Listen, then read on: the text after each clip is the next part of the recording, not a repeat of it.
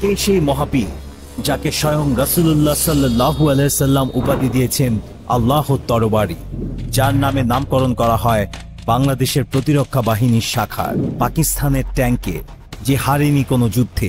কে সেই মহান সেনাপতি?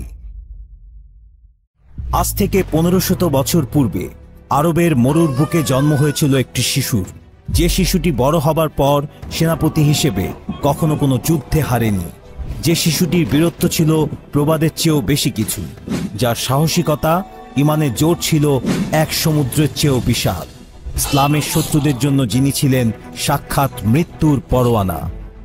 যুদ্ধের ময়দানে তিনি এমনভাবে আবির্ভূত হতেন, মনে হতো যেন একটি সিংহ আক্রমণ করতে নেমেছে একদল ভেড়ার পালে।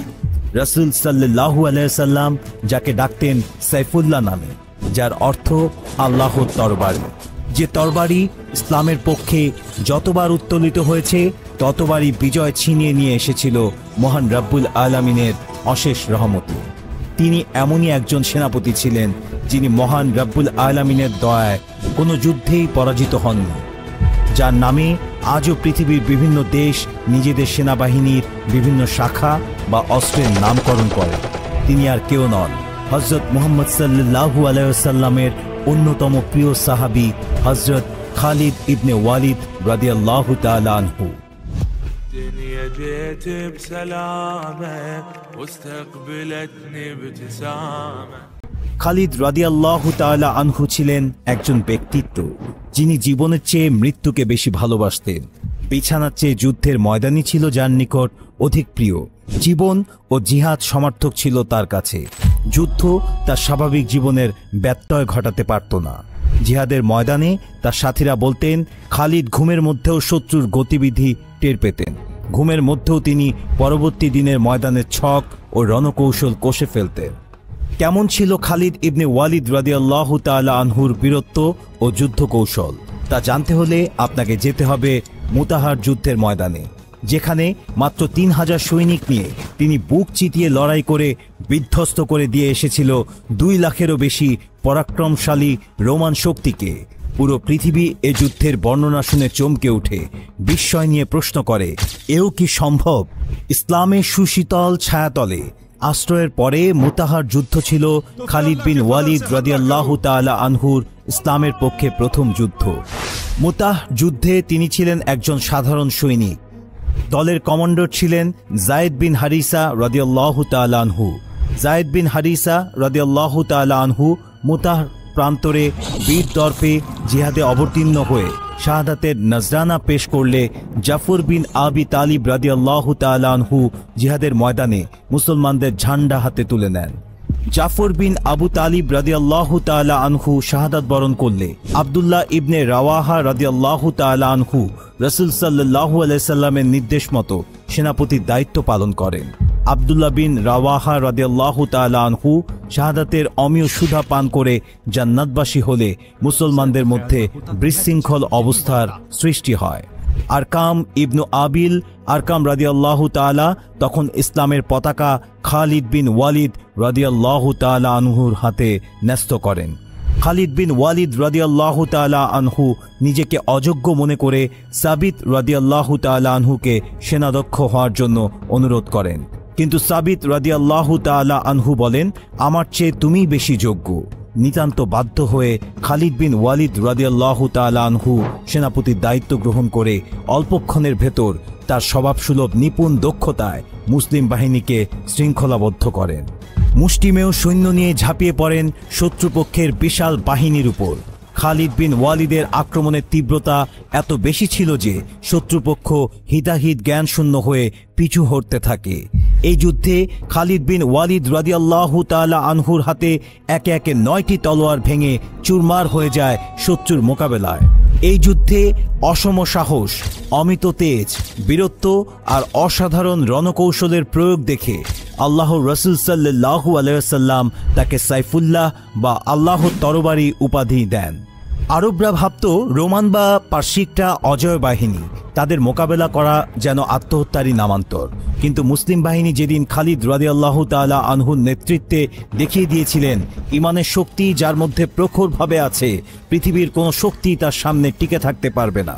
খালিদ বিন ওয়ালিদ রাদিয়াল্লাহু তাআলা আনহুর বীরত্ব শুধু মুতাহর ময়দানে সীমাবদ্ধ ছিল না, তার বীরত্বের প্রতিফলন দেখা গেছে ইয়ারমুকের ময়দানে। তার তরবারির ঝনঝনানিতে কেঁপে উঠেছিল হুনায়নের ময়দান। আক্রাবায় তার তরবারির নিচে শিরচ্ছেদ হয়েছিল ভণ্ড নবী মুসাইলামা এবং তার সাঙ্গপাঙ্গদের। ইয়ারমুকের ময়দানে তিনি নামিয়ে এনেছিলেন কিয়ামতের বিভীষিকা। পারস্য, সিরিয়া, ফিলিস্তিন, মিশর, ইরাক বিজয়ের প্রতিটা অভিযানে ছিল তার সামরিক দক্ষতার নিদর্শন। খালিদ রাদিয়াল্লাহু তাআলা আনহুর জন্ম হয়েছিল যুদ্ধ ও বিজয়ের জন্য, যেন আল্লাহ পাক তাকে সব রকমের সামরিক গুণাবলী দিয়ে সৃষ্টি করেছেন। তার সমরাস্ত্রের জ্ঞান, যুদ্ধনীতি, যুদ্ধ পরিচালনা কৌশল, যুদ্ধের ময়দান ও তার আশপাশ এলাকা সম্পর্কে পূর্ব ধারণা লাভ, শত্রুদের পর্যবেক্ষণের ক্ষমতা, গুপ্তচর বা স্কাউটদের বিচক্ষণতার মাধ্যমে প্রতিষ্ঠিত করা সহ যুদ্ধ জয়ের অভূতপূর্ব সকল কৌশল ও প্রয়োজনীয় যোগ্যতাসমূহ তাকে করেছিল দুনিয়ার সর্বোচ্চ জেনারেলের আসনে অধিষ্ঠিত। অন্যান্য মুসলিম জেনারেলগণ যেখানে আলাপ আলোচনার মাধ্যমে সকলের মতামত সংগ্রহ করে যুদ্ধের পরিকল্পনা করতেন, সেখানে খালিদ বিন ওয়ালিদ এক যুদ্ধ শেষ করার সাথে সাথেই টর্নেডোর গতিতে পরবর্তী যুদ্ধের পরিকল্পনা করে ফেলতেন। তার প্রতিটি পরিকল্পনাই ছিল নিখুঁত, দক্ষ এবং মজবুত। যুদ্ধ সম্পর্কে তার এই বিচক্ষণতার সমকক্ষ অন্য আর কোনো জেনারেলের মধ্যে ছিল না। আবু ওবায়দা, ইকরামা বিন আবু জাহেল, মুয়াবিয়া বিন আবু সুফিয়ান, জুবাইর রাদিয়াল্লাহু তাআলা আনহু, বদর, উহুদের সাহাবীগণ সহ তখনকার সময়ের অনেক বিখ্যাত সাহাবীদের খালিদ বিন ওয়ালিদ রাদিয়াল্লাহু তাআলা আনহুর নেতৃত্বে আল্লাহ সুবহানাহু তাআলার যুদ্ধের ময়দানে শরীক করেছিলেন, যাদের অন্তরের দৃঢ়তা ছিল মানব ইতিহাসের সবচেয়ে উঁচুতে। এইরকম খাঁটি বিশুদ্ধ অন্তর্ধারীদের আল্লাহ পাক খালিদ বিন ওয়ালিদের পেছনে যুদ্ধের ময়দানে সমবেত করেছেন, আর এই জন্যেই তিনি পৃথিবীর যুদ্ধ জয়ের ইতিহাসে সর্বশ্রেষ্ঠ সাফল্য লাভে ধন্য হয়েছেন এবং শ্রেষ্ঠতম মর্যাদাবান জেনারেলে উপনীত হতে সক্ষম হয়েছেন। খালিদ বিন ওয়ালিদ রাদিয়াল্লাহু তাআলা আনহু এর নেতৃত্বে সংঘটিত প্রতিটি যুদ্ধে মুসলমান সৈন্যের তুলনায় শত্রুর সংখ্যা সবসময় 3, 4, 6 গুণ বেশি ছিল। তারপরও সকল যুদ্ধে মুসলমানগণ জয়লাভ করেন, আর এর মূল কারণ ছিল খালিদ বিন ওয়ালিদ এবং সকল মুসলিমদের ভরসা ছিল একমাত্র আল্লাহ পাকের উপর। তাদের একমাত্র লক্ষ্য ছিল আল্লাহ পাকের সন্তুষ্টি অর্জন, না জগতের মাল সম্পদ অর্জন, আর না কোনো গৌরব কিংবা নেতৃত্ব লাভ। এসবের কোনো মোহ তাদের স্পর্শ করতে পারেনি বলেই তারা জীবন বাজি রেখে ঝাঁপিয়ে পড়েছেন শত্রুর মোকাবেলায়। হয় শাহাদাতের অমেয় সুধা পান, নয়তো বিজয়ের মালা গলে ধারণ। এই যাদের স্বপ্ন, এই যাদের চেতনা, তাদের থামিয়ে রাখে সাধ্যকার, তাদের দমাতে পারে কোন সে শক্তি? আনুমানিক 592 খ্রিস্টাব্দ বনি মাখজুমের গোত্রপ্রধান আল ওয়ালিদের ঘর আলো করে জন্ম নেন ইতিহাসের এই শ্রেষ্ঠ সমন্বয়ক। মক্কার কুরাইশদের অভিজাত 3 গোত্রের একটি ছিল বনি মাখজুম, যাদের দায়িত্ব ছিল যে কোনো যুদ্ধের অভিযানে সামনে থেকে নেতৃত্ব দেয়া ও শত্রুর আক্রমণ প্রতিরোধ সহ কুরাইশদের নিরাপত্তা নিশ্চিত করা। ফলে এই গোত্রের প্রত্যেকেই বেড়ে উঠত এক একজন দক্ষ যোদ্ধা হয়ে। কুরাইশদের অভিজাত গোত্র পরম্পরা অনুযায়ী শিশু খালিদ বিন ওয়ালিদকে পাঠিয়ে দেওয়া হয় মরুভূমির এক বেদুইন পরিবারের কাছে দুধমাতার তত্ত্বাবধানে। মরুভূমির বৈরী পরিবেশে পৃথিবীর আলো বাতাসের সাথে পরিচিত হন খালিদ। 5-6 বছর বয়সে ফিরে আসেন নিজ পরিবারে। এরপর শুরু হয় কুস্তি, অশ্বচালনা, উট চালনা, অস্ত্র চালনা আর যুদ্ধের প্রশিক্ষণ। ধর্নাঢ্য পরিবারের সন্তান হওয়ায় খালিদকে কখনোই রুটি রুজির ব্যাপারে ভাবতে হয়নি। ফলে সমর বিদ্যায় হয়ে ওঠে তার ধ্যান জ্ঞান। চালিয়ে যান কঠোর প্রশিক্ষণ। এরূপ অধ্যবসায়ের ফল পেতে খুব বেশি সময় লাগেনি। বয়স বাড়ার সাথে সাথে মক্কাবাসীর মুখে মুখে ছড়িয়ে পড়ে তার বীরত্ব আর শৌর্য বীর্যের কথা। খালিদ বিন ওয়ালিদের জন্মেরও বহুকাল আগে থেকে কুরাইশ বংশ ছিল মক্কা ও পার্শ্ববর্তী অঞ্চলগুলোতে একচ্ছত্র ক্ষমতার অধিকারী। অন্যান্য গোত্রগুলো সহসাই তাদের বিরোধিতা করত না। তবে হযরত মুহাম্মদ সাল্লাল্লাহু আলাইহি সাল্লামের নবুয়ত প্রাপ্তির পর হঠাৎ করেই বিপর্যয় নামে বহু পুরনো কুরাইশ আধিপত্যে। মুহাম্মদ সাল্লাল্লাহু আলাইহি সাল্লাম প্রকাশ্যে ইসলাম ধর্মের ব্যাপারে জানালে হাতে গোনা কয়েকজন বাদে সকলে ঘোর বিরোধিতা করে। এক সময় এই বিরোধিতা চরম পর্যায়ে পৌঁছালে মদিনায় হিজরতে বাধ্য হন মুহাম্মদ সাল্লাল্লাহু আলাইহি ওয়াসাল্লাম এবং সেখান থেকেই প্রকাশ্যে ইসলামের দাওয়াত দিতে শুরু করেন। কিছুদিন পরেই দেখা গেল মদিনা সহ পার্শ্ববর্তী অঞ্চলসমূহের বেশিরভাগ মানুষই ইসলাম ধর্ম গ্রহণ করেছেন। দিনকে দিন মুসলিমদের সংখ্যা বাড়তে থাকে, এমনকি মক্কা থেকেও লোকজন দলে দলে মদিনায় গিয়ে ইসলাম গ্রহণ করতে শুরু করেন। ক্রমাগত মুসলিমদের সংখ্যা বাড়তে থাকায় চিন্তায় পড়ে যায় অমুসলিম কুরাইশরা। তাই তারা মুহাম্মদ সাল্লাল্লাহু আলাইহি সাল্লাম ও ইসলাম ধর্মের অগ্রগতি রোধ করতে যুদ্ধের পথ বেছে নেয়। ফলে মুসলিম বাহিনী ও কুরাইশদের মাঝে বেশ কিছু যুদ্ধ সংঘটিত হয়। নবী মুহাম্মদ সাল্লাল্লাহু আলাইহি সাল্লাম চূড়ান্তভাবে মক্কা বিজয়ের আগ পর্যন্ত এরকম সবকটি যুদ্ধে বনি মাখজুম গোত্রের বীর যোদ্ধা খালিদ বিন ওয়ালিদের অবস্থান ছিল মুসলমানদের বিরুদ্ধে। 628 খ্রিস্টাব্দ মুহাম্মদ সাল্লাল্লাহু আলাইহি সাল্লাম মন স্থির করলেন উমরা পালন করতে মক্কায় গমন করবেন। শীঘ্রই প্রস্তুত হলো কাফেলা। 1400 সাহাবী ও কোরবানির পশু নিয়ে মক্কার উদ্দেশ্যে রওনা হন মুহাম্মদ সাল্লাল্লাহু আলাইহি সাল্লাম। মুসলমানদের আগমনের খবর ছড়িয়ে পড়লে কুরাইশগণ ভীত সন্ত্রস্ত হয়ে পড়ে। তারাও 300 সদস্যের এক বাহিনী প্রেরণ করেন যেন প্রতিমধ্যে সেই কাফেলা রুখে দেয়া যায়। এই বাহিনীর নেতৃত্বে ছিলেন খালিদ বিন ওয়ালিদ। হযরত মুহাম্মদ সাল্লাল্লাহু আলাইহি সাল্লাম কুরাইশদের সাথে সংঘাতে জড়াতে চাননি, চেষ্টা করেন বিকল্প পথে মক্কায় পৌঁছাতে, কিন্তু খালিদের বুদ্ধিমত্তার কারণে তা সম্ভব হয়নি। ফলে দুপক্ষের সমঝোতায় স্বাক্ষরিত হয় ঐতিহাসিক হুদায়বিয়ার সন্ধি। মুসলিমরাও সে বছর ওমরা না করেই মদিনায় ফিরে যায়। তবে চুক্তি অনুযায়ী পরের বছরই জিলকদ মাসে মক্কা এসে হজ পালন করতে পেরেছিলেন তারা। এসবের পর খালিদের মনে হঠাৎ করে নতুন ভাবনার উদয় হয়।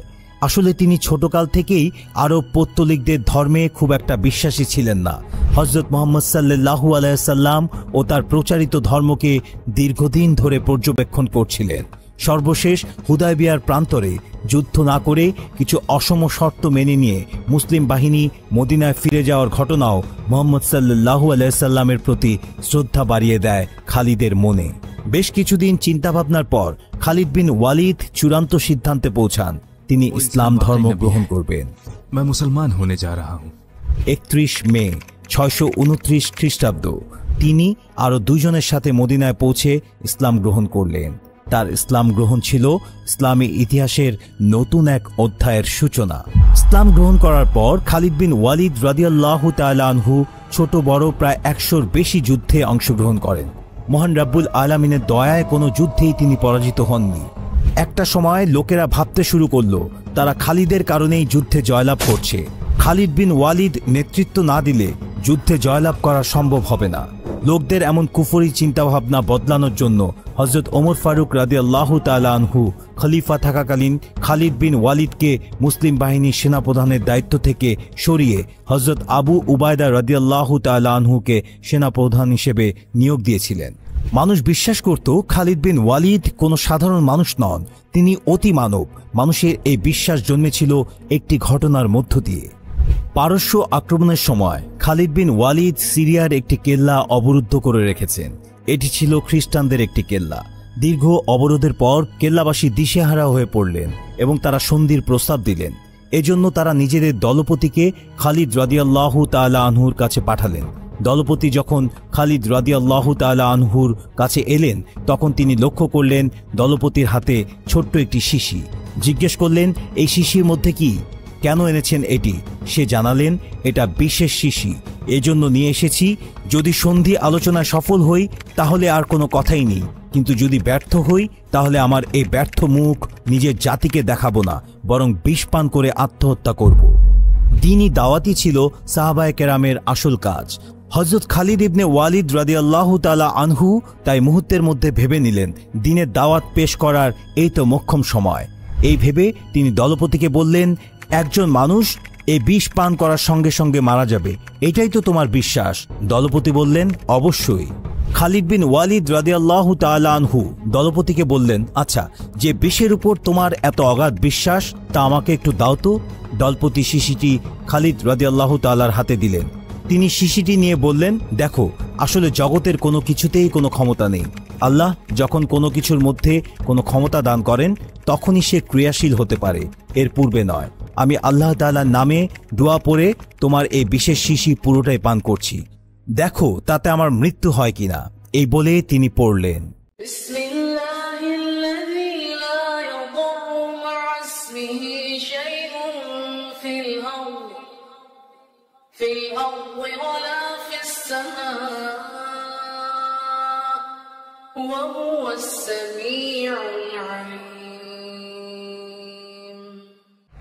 অতঃপর শিশির বিষ সবটুকু পান করলেন।